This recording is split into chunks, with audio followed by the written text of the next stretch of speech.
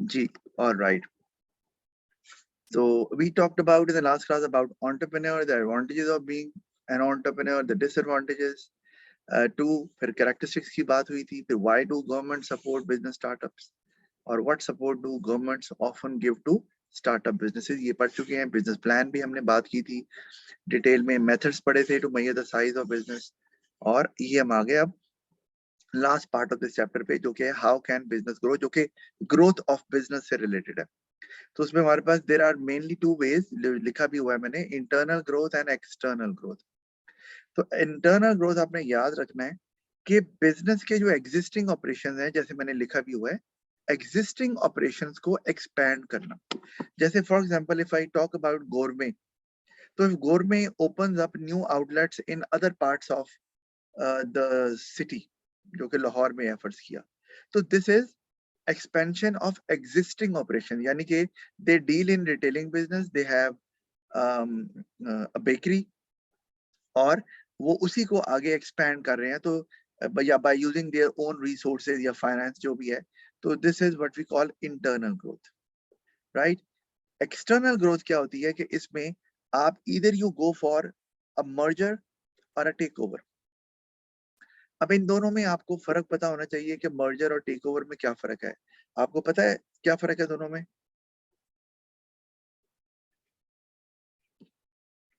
नहीं आइडिया? क्या sir merger वो होता है जब दो बिजनेसेस एक साथ मिल जाएं, और टेक ओवर होता है जब एक बिजनेस दूसरे बिजनेस को खरीद लेता है. वेरी गुड, बिल्कुल आपने सही बात की. यानी कि अगर मैं ये कहता हूँ कि ये बिजनेस ए है और ये बिजनेस बी है और मर्जर हो रहा है लेट से, तो मर्जर में क्या होगा कि ये दो बिजनेस इकट्ठे हो जाएंगे और ये ए बी, ये है, this is what we call merger. जबकि अगर मैं इसकी टेक ओवर की बात करूं ए और बी की, ये तो मर्जर है. और अगर मैं टेक ओवर की बात करूं तो उसमें क्या होगा कि ए और बी दो बिजनेसेस थे, तो अब ए रह गया है, लेकिन उसका साइज थोड़ा सा मोस्ट प्रोबेबली मैं जरा बड़ा कर देता हूं ताकि आपको, ये मैंने ए बिजनेस अब खाली इधर रह गया और बी जो है वो खत्म हो गया. मतलब बी अब किसी जगह पर इस्तेमाल नहीं होगा क्योंकि ए ने बी को टेक ओवर कर लिया और अब बी भी ए के नाम से ही जाना जाएगा. ये बी जो है वो मौजूद है स्टिल, लेकिन वो ए के नाम से ही जाना जाएगा क्योंकि अब employees might be the same, management might be the same, resources might be the same, but now the ownership has changed. अब उसको ओन करता है ए के ओनर्स, ना कि बी के ओनर्स, क्योंकि बी ने उसको सेल कर दिया है ए के ओनर्स को. तो that is what we call a take over. ये आपने याद रखना है. आपको पता होगा कि आपके पास पहले होता था हाइपर स्टार, होता था कि नहीं? यस. तो अब कहाँ, कौन से हाइपर स्टार गई हुई आप?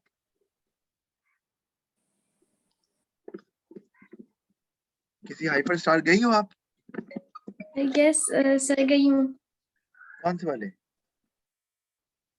सर बहुत पहले जाते थे, अब तो याद भी नहीं है. चलो याद नहीं है तो अब आपको, मैं इसलिए पूछ रहा था क्योंकि अब वहां क्या अब हाइपर स्टार है? सर नो आइडिया, अब तो एम्पोरियम ही जाते हैं.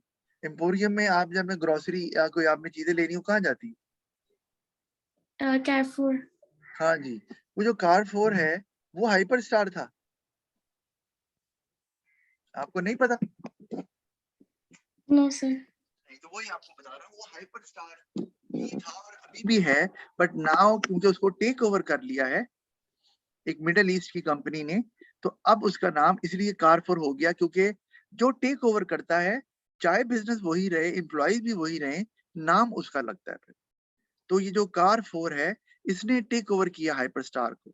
इसलिए अब अगर आप वहां जाओ ना, क्या कहते हैं, नाम मुझे भूल गया है, क्या जगह है वो, आप भी जाती तो होगी जहाँ पे जॉयलैंड वगैरह है, माल रोड पे. Yes sir. क्या जगह है वो कैंट के पास, जेन से निकल की जगह. अच्छा बहरहाल एनीवे, तो वहां पर भी जो हाइपर स्टार है अब था पहले, वो भी अब नहीं रहा. वो कारफोर हो गया। यानी कि टेक ओवर जब किया जाता है तो इसका मतलब है what ever branches you have वो सब कन्वर्ट हो जाएंगे अब उस बिजनेस के नाम में जिसने टेक ओवर किया। बताना ये आपको चाह रहा था। तो इस तरह ही है। अब इसी तरह अगर मैं मर्जर की बात करूं तो मर्जर्स भी होते हैं। मैंने एक एग्जांपल भी यहाँ पर दी हुई है।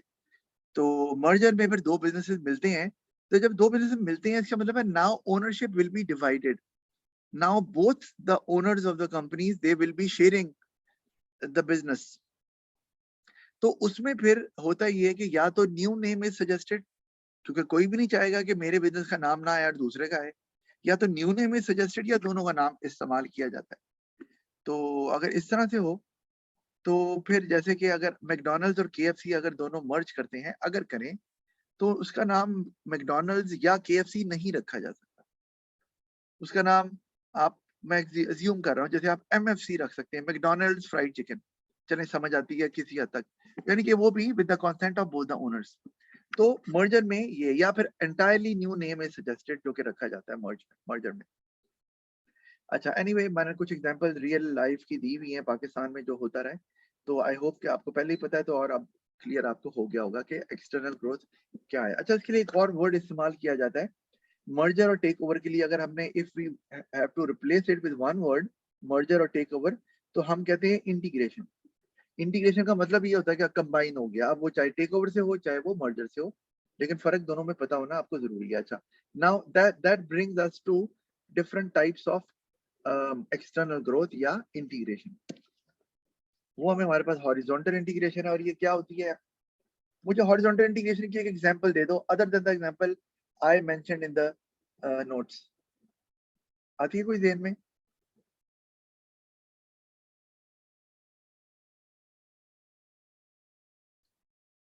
नहीं आ रही?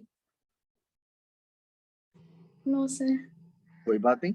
अच्छा, तो यहाँ जो मैंने लिखा हुआ है इसमें दो चीजें हैं which you need to consider when there is merger taking place or let's say take over taking place. तो देखना क्या होता है कि जो इंटीग्रेशन हो रही है इसमें स्टेज ऑफ प्रोडक्शन सेम है दोनों बिजनेसेस की, और नेचर ऑफ इंडस्ट्री वो भी सेम है कि नहीं है। अच्छा, अब स्टेज ऑफ प्रोडक्शन का मतलब क्या है?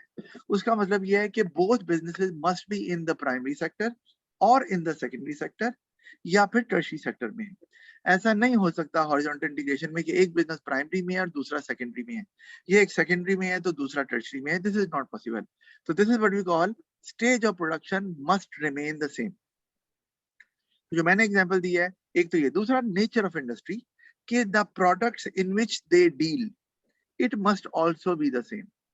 अब मैंने एग्जांपल दी, एक फार्मिंग बिजनेस को टेक ओवर कर रहा है, तो फार्मिंग बिजनेस दोनों है तो दोनों प्राइमरी में है ऑफ कोर्स, और दोनों का प्रोडक्ट भी सेम है कि वो क्रॉप्स को ग्रो करते हैं, जो भी उनका प्रोडक्ट है। इसी तरह अगर मैं कहता हूँ एक जूस फैक्ट्री जो है वो एक अनदर जूस फैक्ट्री को टेक ओवर कर लेती है या मर्ज कर लेती है उनके साथ, तो ये भी हॉरिजॉन्टल इंटीग्रेशन ही कहलाएगी, क्योंकि इसमें स्टेज भी सेम है, क्योंकि फैक्ट्री एक सेकेंडरी सेक्टर है और दोनों सेकेंडरी में है, तो सेकेंडरी सेम हो गई स्टेज, और नेचर भी सेम है कि दोनों जूसेस में डील करते हैं। तो ये है हॉरिजॉन्टल इंटीग्रेशन की एग्जांपल। तो मैंने जो एग्जांपल दी थी आपको भी कि मैकडॉनल्ड्स और केएफसी अगर मिल जाएं, तो ये कौन सी एग्जांपल है? Sir horizontal integration. Horizontal integration है कि दोनों कौन से स्टेज ऑफ प्रोडक्शन पे डील करते हैं? सेकेंडरी। सेकेंडरी बिल्कुल, या टर्शरी भी बोल सकते हैं, क्योंकि उसमें दोनों ही चल रहे होते हैं ना, because they do serve you या provide you the services. Anyway, ठीक है, अगर आप सेकेंडरी भी कह रहे हैं क्योंकि वो बनाते भी हैं और सर्व भी करते हैं, और उनका जो इंडस्ट्री है वो सेम कैसे है? किस इंडस्ट्री में है वो? Fast food.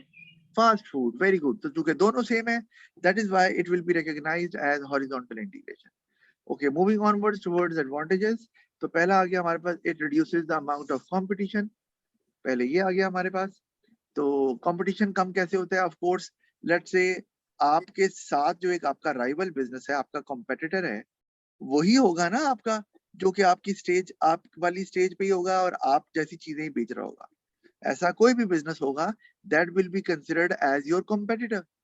तो once you take over your competitor और merge with your competitor, of course आपका कंपटीशन कम हो गया, जिससे आपका कंपटीशन था अब तो वो आपके बिजनेस का पार्ट बन गया, तो उससे कंपटीशन आपका कम होगा। और कंपटीशन कम होने से फायदा क्या होगा? उससे एक सबसे बड़ा फायदा जो होता है वो ये कि अब उसके कस्टमर्स भी आपके कस्टमर्स ही होंगे, एक बात। दूसरी बात, आपको अगर कंपटीशन होता है तो you have to spend more on marketing, like spending more on advertising, क्योंकि आपको ये दिखाना है एडवर्टाइजिंग में, आपको पता है कि हमारा प्रोडक्ट बेटर है दूसरे से। आपको पता है ये टीवी पे आता है, ये आम साबुन है, ये हमारा साबुन है, तो और उसमें थोड़ा सा दिखा देते हैं कि ये साबुन कौन सा है। जैसे एरियल और सर्फ एक्सेल है, ये आपस में इस तरह से शो करते रहते हैं। Of course you can't show the brand name of your competitor, लेकिन ब्लर करके आप शो यहाँ पर एडवर्टाइजमेंट में दिखा देते हैं, और उसे पता फिर भी चल जाता है कि ये कौन सा ब्रांड है। इसी तरह टपाल और लिप्टन में भी ये इस तरह का काम चलता रहा है। तो कंपटीशन होता है तो फिर आपको एडवर्टाइजमेंट ज्यादा करनी पड़ती है। एक तो ज्यादा खर्चा वहां आ जाता है, फिर if they come up with a new product तो you have to come up with a new product as well, otherwise you will fall way behind in the competition. जैसे टोयोटा और होंडा है, दोनों एक नया मॉडल निकालेगा तो दूसरा भी निकालेगा, क्योंकि दोनों का की बहुत क्लोज फाइट चलती है। आपको पता ही है, लोग होंडा या टोयोटा को कहते हैं, होंडा नहीं तो टोयोटा ले लो, या टोयोटा या होंडा एक जैसी कैटेगरी में कंसिडर किया जाता है दोनों को। जैसे बाटा और आप सर्विस को ले लें, वो भी इसी तरह ही है। मैकडॉनल्ड्स और केएफसी को ले लें, वो भी इस तरह ही है। तो काफी क्लोज कंपटीटर्स होते हैं। तो अगर आप उनको टेक ओवर कर लेते हैं, मर्ज कर लेते हैं, तो of course you will be able to reduce lot of your cost. आपको एडवर्टाइजमेंट पे कम खर्चा करना पड़ जाएगा, आपको ज्यादा रिसर्च पे खर्चा नहीं करना पड़ेगा कि every now and then you do not need to come up with a new product. Of course product नया तो निकालना पड़ेगा, लेकिन you won't be in a hurry जिससे आपकी कॉस्ट बढ़ने का खर्चा हो, तो वो नहीं करना पड़ेगा। और there will be no fear, या एटलीस्ट रिड्यूस फियर, कि आपके कस्टमर स्नैच नहीं कर लेगा आपका कंपटीटर, क्योंकि now that competitor is part of your business. तो आपकी स्टेबल सेल्स और प्रॉफिट भी स्टेबल रहेगा, और आपका जो जो मार्केटिंग पे आपका एक्सपेंस होगा वो भी रिड्यूस हो जाएगा to a very great extent, depending upon कि वो आपका कितना क्लोज कंपटीटर है। अगर तो बहुत दूर का कंपटीटर है तो फिर तो शायद आपको कोई खास ज्यादा फायदा ना हो इन टर्म्स ऑफ कस्टमर्स, लेकिन अगर बहुत क्लोज कंपटीटर है तो फिर आपको बहुत ज्यादा फायदा होने वाला है। इसी सेंस में जो मैंने आपको बताया कि कंपटीटर भी उसके ढेर सारे आपके पास आ जाएंगे, और आपको हैवी एडवर्टाइजमेंट पे खर्चा भी नहीं करना पड़ेगा, क्योंकि जो क्लोज कंपटीटर होते हैं उन्हीं के मुकाबले में आपको चीज लानी पड़ती है, या आपको खर्चा ज्यादा करना पड़ता है एडवर्टाइजमेंट पे या मार्केटिंग पे, वो नहीं करना पड़ेगा। और वो पैसे को आप फिर किसी और पर्पज के लिए, बिजनेस की एक्सपेंशन के लिए इस्तेमाल कर सकते हैं, जिससे बिजनेस का इमेज और बेहतर हो सकता है, और कस्टमर की सेटिस्फेक्शन को बढ़ाकर प्रॉफिट में भी इजाफा कर सकते हैं। अच्छा, फिर second bigger share of the market आ गया हमारे पास। ये आपको में आई गेस समझ आती है, शेयर ऑफ द मार्केट, ये समझ आती है क्या होता है मार्केट शेयर? Yes sir. मतलब सर मतलब ज्यादा कस्टमर्स आपके पास आएंगे। ज्यादा कस्टमर आपके पास आ जाएंगे, बिल्कुल सही है। तो अब आपने ये याद रखना है कि मार्केट शेयर का मतलब है कि what percentage of total market sales is held by one particular business, इसको बोलते हैं मार्केट शेयर। आगे भी वर्ड जरूर आएगा, लेकिन चूंकि यहाँ आ रहा है तो मेरी ड्यूटी है कि आपको जरूर बताऊं। और वो ये है कि लेट्स से कि ये एक मार्केट है, और मैं ऐसे बोलता हूँ कि ये एक कार मार्केट है। कार मार्केट, कार मार्केट का मतलब क्या है कि इसमें कार की सेल्स हो रही है, ठीक है, कार सेल्स। और कार सेल्स है तो इसमें ढेर सारे कॉम्पिटिटर्स मौजूद हैं, 1 2 3 4 5 6 7 8, ढेर सारे कंपटीटर्स हैं जो कार सेल करते हैं और लोगों से खरीद रहे हैं। ये कार मार्केट है। और टोटल लेट्स से कि इसकी जो वर्थ है ना, वो है, लेट्स से मैं एग्जांपल ऐसे दे रहा हूँ, इसकी है जी $1 बिलियन। इसकी टोटल जो सेल्स होती है, गाड़ियां जितनी टोटल वैल्यू की खरीदी जाती है, regardless of the brand people buy. तो अब लेट्स से कि ये दो बड़े बिजनेसेस हैं, कौन कौन सा मैं अभी शो कर देता हूँ। एक ये बड़ा है और एक ये बड़ा बिजनेस है, ठीक है। ये दोनों क्या करते हैं, ये आपस में मर्ज कर लेते हैं, ये एक दूसरे को टेक ओवर कर लेते हैं। तो ऑफ कोर्स अब a new business will be there, और वो शायद ये दोनों बिजनेस तो अब नहीं रहेंगे, अब एक नया बिजनेस आ गया। अगर मर्ज हो रहा है, टेक ओवर हो रहा है, तो एक रहेगा, दूसरा खत्म हो जाएगा, क्योंकि दूसरे ने उसको टेक ओवर कर लिया। मैं मर्जर की एग्जांपल ले रहा हूँ। तो अब एक बिजनेस आ गया, वो ये बन गया। अब now it is a much bigger business, ये जो ब्लू सर्कल मैंने लगाया। तो अब ये जो बड़ा बिजनेस आ गया, अब क्या होगा कि पहले लेट से कि ये जो पहले बिजनेस था, इसकी 1 बिलियन में से लेट्स से कि 0.1 बिलियन सेल्स इसकी होती थी, इसकी गाड़ियां बिकती थी 0.1, ये जीरो था, ये मैंने क्या कर दिया 0.1 बिलियन की। ये जो दूसरी था इसकी होती थी 0.2 बिलियन की, ठीक है, होती थी सेल। अब दोनों कंबाइन कर गए, ठीक है। जब कंबाइन किया तो हुआ क्या, दोनों को कस्टमर मिल गए और अब जो है इन दोनों की सेल्स जो मिला के हमारे पास आ रही है वो आ जाती है 0.3 बिलियन। तो इसका मतलब है कि अब इसका शेयर भला पता कितना बना है। मार्केट शेयर कैसे निकालते हैं, मार्केट शेयर ऐसे निकालते हैं कि बिजनेस की जितनी सेल्स है, जितनी बिजनेस की सेल्स है हम डिवाइड कर देते हैं उसको मार्केट की सेल्स है, मार्केट सेल्स, और इनटू 100 कर देते हैं।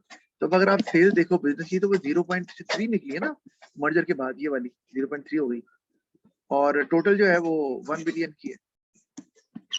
तो ये कितना निकलेगा भला, ये निकलेगा 30%, क्योंकि आपने 100 से मल्टीप्लाई भी करना है। तो इसका मतलब अब हम कहेंगे कि मर्जर के बाद जो बिजनेस है उसकी जो उसका जो मार्केट शेयर है वो 30% है। मतलब क्या कि out of total market sales of cars, total market sales of cars 30% of the cars they are bought from this business. तो अब ये मार्केट शेयर इस तरह से बढ़ा हुआ नजर आता है, ये तो हमें समझ आती है बात।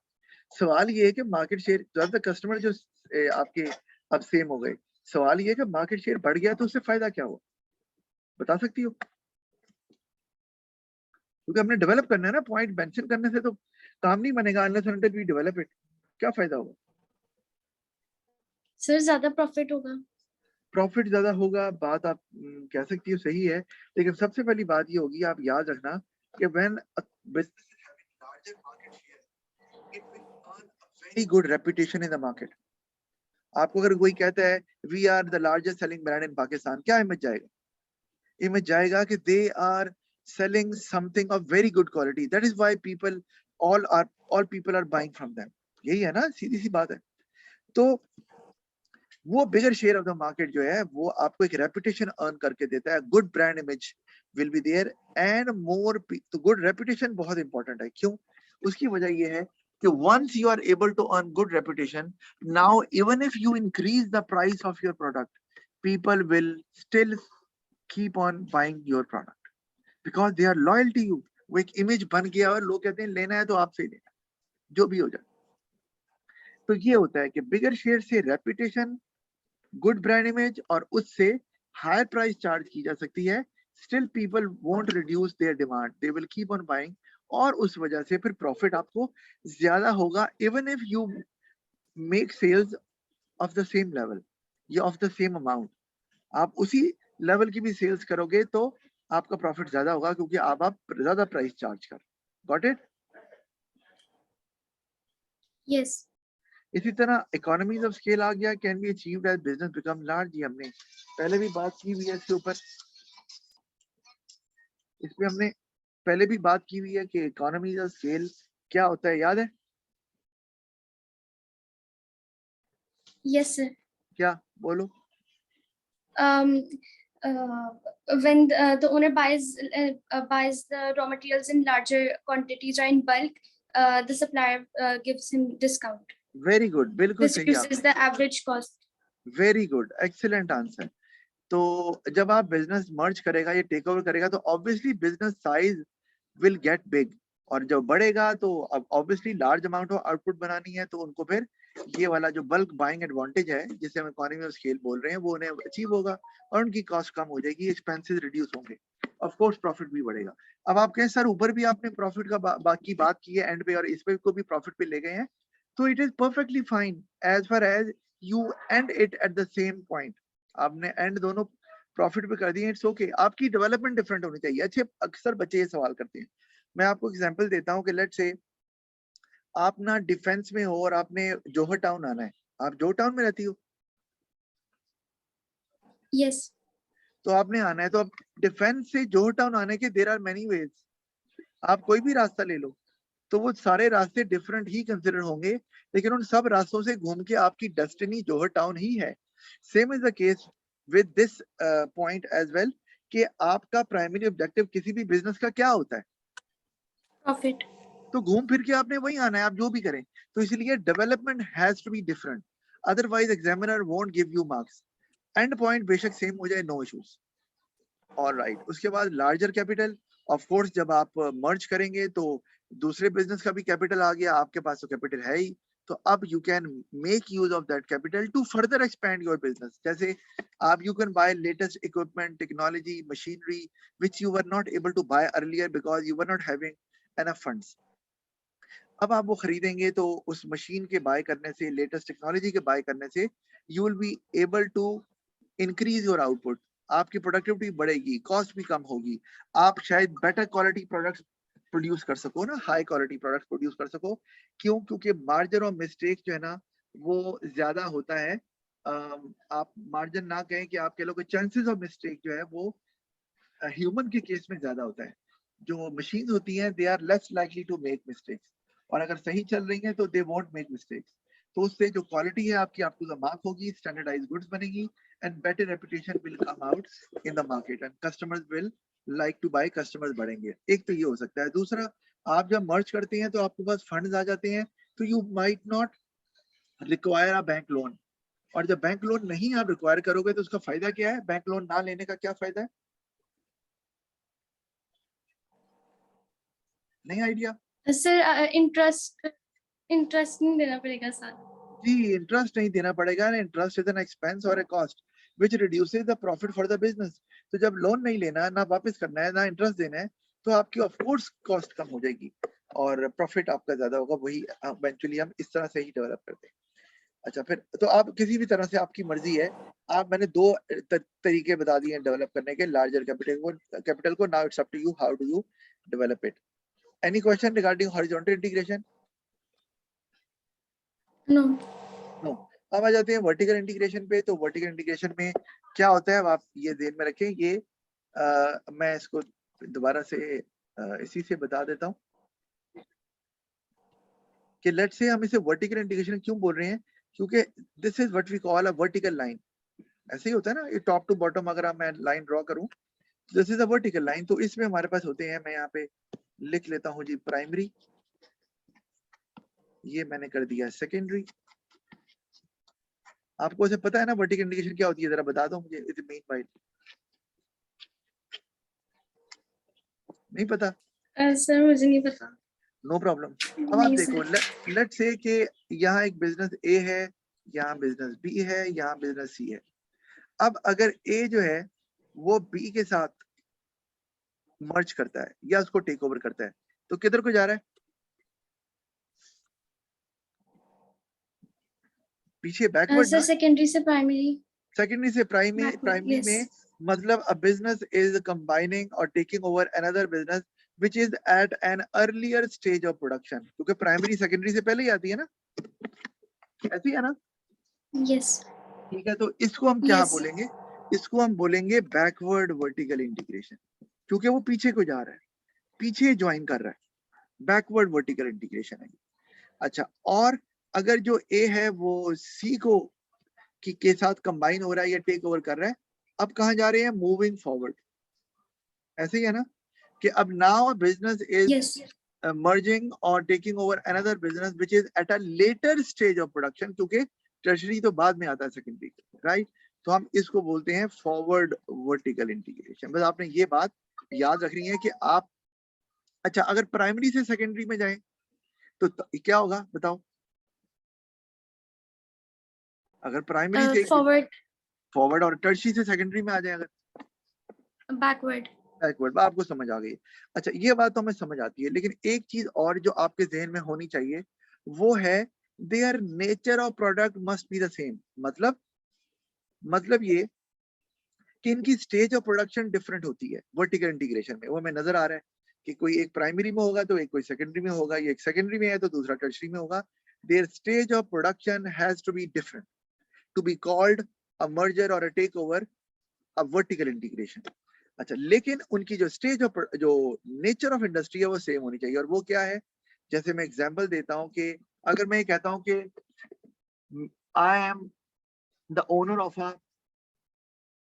एन ऑर्चर्ड, ठीक है, मेरा फलों का बाग है, और मैं जो है एक जूस फैक्ट्री के साथ जो फलों से जूस निकालती है उसके साथ मर्ज कर रहा हूँ। या मैं टेक ओवर कर रहा हूँ जूस फैक्ट्री को, तो ये कौन सा मर्जर है? Integration Forward.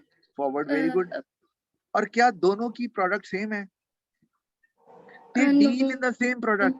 One business grows, for example, apples, and the other business uses the apples to convert it into or to process it into juices, right? तो उनका जो प्रोडक्ट है जिसको वो जो जिसमें डील करते हैं that is the same and which is fruits.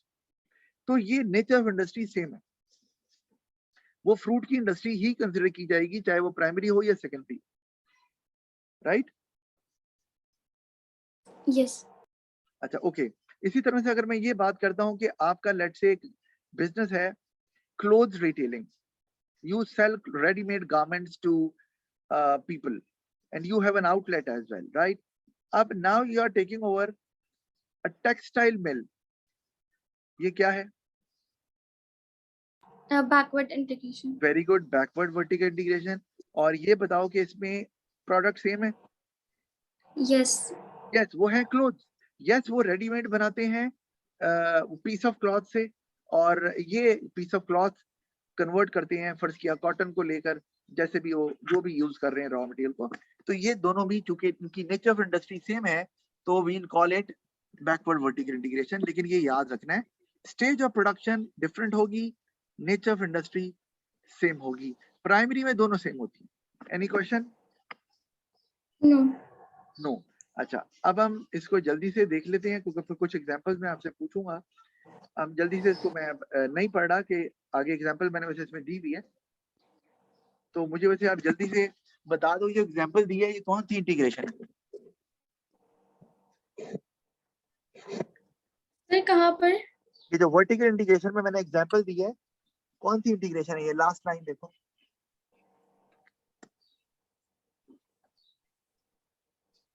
नहीं मिल रहा? सर ये जो कार मैन्युफैक्चरिंग बिजनेस है, yes, forward vertical integration. Forward vertical integration, जी बिल्कुल ठीक है। अच्छा, एडवांटेजेस में देख लेते हैं। पहला, अश्योरेंस ऑफ रिटेल आउटलेट, क्योंकि मैंने तो बुलेट पॉइंट्स ही लिखे हुए। तो रिटेल आउटलेट आपको समझ आती है, रिटेल आउटलेट क्या होती है भला? जहाँ पर प्रोडक्ट्स रखते हैं बेचने के लिए। जी, प्रोडक्ट जहां बेचते हैं, from where people can buy. तो अब आप ये याद रखें कि let's say you are a manufacturing, you manufacture cars and now you have bought a car retail outlet, a car showroom for example, ठीक है? या फॉर एग्जांपल आप शैम्पूज बनाते हैं, या आप ग्रोसरी की कोई और आइटम्स है वो बनाते हैं, सर्फ बनाते हैं, टूथपेस्ट बनाते हैं, सोप बनाते हैं, व्हाटएवर इट इज। आपने एक आउटलेट टेक ओवर कर ली, खरीद ली किसी और की चलती हुई। अब अश्योरेंस आपको ये है कि you know that the most difficult part for manufacturers is how to put their product in the shop. क्योंकि जब वो प्रोडक्ट बनाते हैं तो they have to visit different shops, stores, malls, and they request them please keep our product and let the people judge it whether it is a good product or not. If you feel that there is a good response from the people, you can give us orders. तो इस तरह से आप करते हैं क्योंकि आपको एक प्लेटफॉर्म चाहिए जहां आप अपने प्रोडक्ट को रख सकें so that people can see it and if they like it तो they'll start buying. लेकिन फैक्ट्री में तो आप फैक्ट्री के थ्रू आप नहीं बेच सकते ना। Factory actually locates at a very far flung area from the area where people live. So people do not visit factories to buy items. तो वो तो दुकानों से ही लेते हैं, आउटलेट से ही लेते हैं। तो आपकी अगर आउटलेट नहीं है तो आपको पहले आउटलेट्स विजिट करके उनको कन्विंस करना पड़ेगा, स्पेशली अगर आपका ब्रांड फेमस नहीं है और you have launched a new brand, या आपका ब्रांड में इतना पॉपुलर नहीं है तो प्रॉब्लम होगी। ठीक है, तो आप ढूंढ रहे होंगे, हो सकता है वो कहें ना कि हमने तो पहले ब्रांड रखे हुए हैं तो हम आपका भी ब्रांड अभी शेल्फ में जगह नहीं है, हम देखते हैं। तो आप स्ट्रगल करोगे ना, चीज बनी हुई है, जगह नहीं मिल रही। जैसे आपने एक सॉफ्ट ड्रिंक बनाई है, फर्ज किया ABC, आप दुकान में गए जी सॉफ्ट ड्रिंक रख लें, बिकेगी तो फिर आप हमें ऑर्डर दे दीजिएगा, रिस्पॉन्स अच्छा हुआ। वो कहते हैं नहीं, हमने पेप्सी कोक पहले, यार हमारे शेल्फ भरे पड़े हैं, हमारे फ्रिजेस भरे पड़े हैं पेप्सी और कोक से, तो we do not have enough space to do it. तो नाउ यू स्ट्रगल ना, आप दूसरी शॉप में जाओगे। तो once you buy an outlet, अब प्रॉब्लम नहीं है, अब आप अपनी सारी चीजें उस आउटलेट में रखवा सकते हैं